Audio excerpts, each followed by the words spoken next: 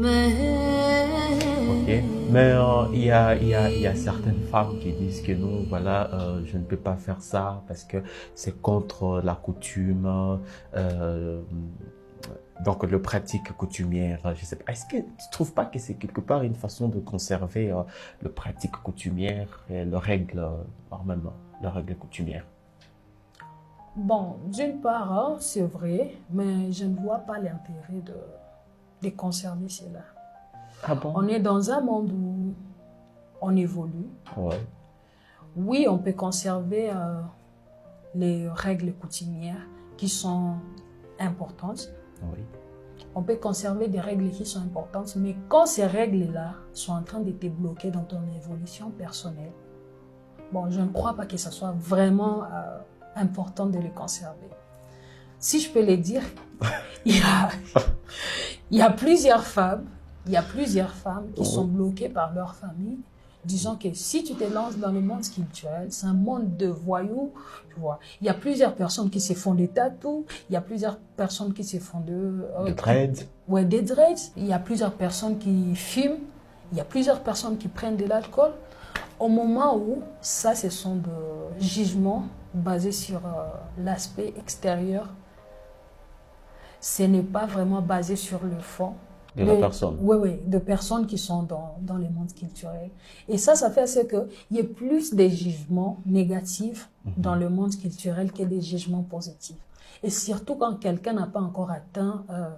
La maturité. Oui. Et non seulement la maturité, quand quelqu'un n'a pas encore atteint un niveau supérieur où il gagne déjà, Oui. il prend soin de sa famille, il prend soin d'elle-même, tu vois, tout ça. Quand la personne n'a pas encore atteint ces niveaux-là, bon, c'est que tout ce que la personne sera en train de faire sera mal jugé par la société.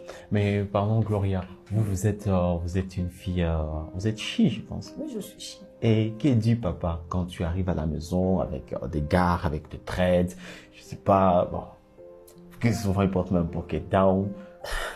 Que dit papa? Bon, Il te regarde avec quel œil? bien sûr, hein, c'est pas facile. Ah oui. C'est pas facile parce que quand tu es enfant ou fille d'un monsieur qui est un mouchamouka, Ouais. c'est toujours compliqué. Il y a le regard non seulement du papa, il y a le regard de toute la famille sur toi. Bon, et comme je suis aînée, il y a le regard de toute la famille. Qu'est-ce que tu dois servir d'exemple à tes petites sœurs, tu vois? Qu'est-ce que tu dois servir d'exemple à tes petites sœurs? Est-ce que c'est de cette manière que tu serviras d'exemple à tes petites sœurs?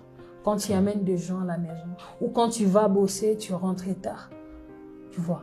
Quand il y a de tournage, tu dois travailler tard, et puis tu as préparé la famille. Mais quand tu rentres, quand tu le fais au moins 2 fois, 3 fois, ça devient gênant.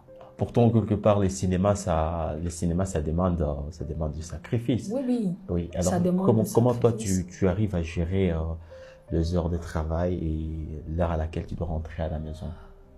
Bon, je fais de mon mieux pour ne pas trop agacer les gens de la maison. Oui. Actuellement, pour ne pas dire...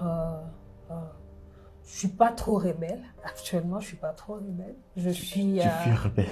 Non, je suis pas encore trop rebelle, tu vois. Je ne vois pas la raison qui peut faire à ce que je puisse manquer trop à la famille pour être à fond dans le cinéma. Parce que je me retrouve plus souvent dans une période d'écriture. Je suis très souvent à la maison en train d'écrire, en train de travailler mes projets à la maison, ce qui fait c'est que je sois présente à la maison très souvent. Et puis quand je sors, des fois, je préviens. Il faut toujours prévenir à la famille, je dois sortir, on a un tournage, ça va faire 1 semaine. Si on doit se déplacer dans tel ou tel autre endroit, il faut toujours prévenir, il faut que la famille sache.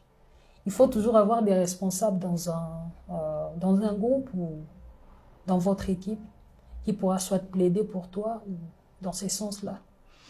Ok, mais il y a des rumeurs, il y a certaines rumeurs qui disent que non, voilà, peut-être les femmes ne sont pas là parce qu'elles ont peur de lire le scénario, elles ont peur d'incarner les rôles, donc elles ont peur de paraître, elles ont peur de la caméra.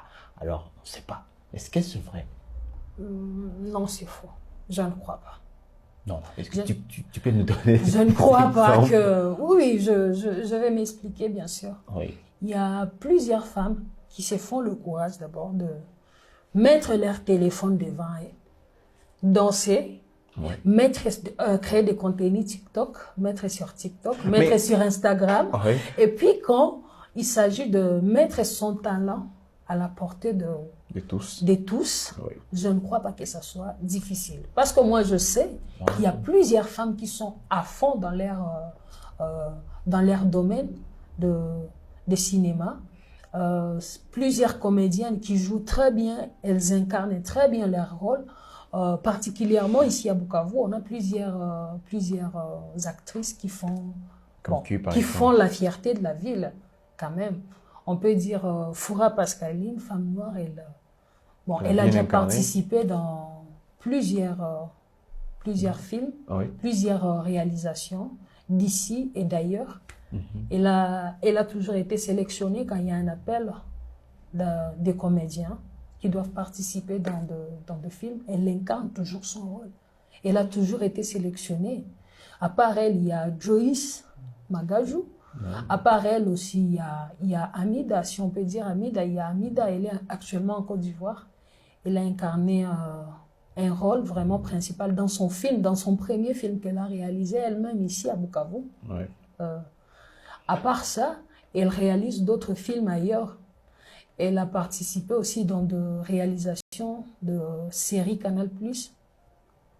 Bon, moi, je pense que les femmes peuvent incarner vraiment leur rôle Moi, je trouve qu'il y a plus de facilité quand devant leur téléphone, dans sa chambre, elle est devant le téléphone, elle est en train de danser là-bas, que devant les caméras, surtout quand tu es derrière, quand tu fais tourner les machines. Donc, tu vois, là, c'est un peu compliqué. C'est devant, il y a toute une équipe derrière, et puis là, tu dois aussi faire ce que tu faisais dans ta chambre et le faire maintenant devant les gens.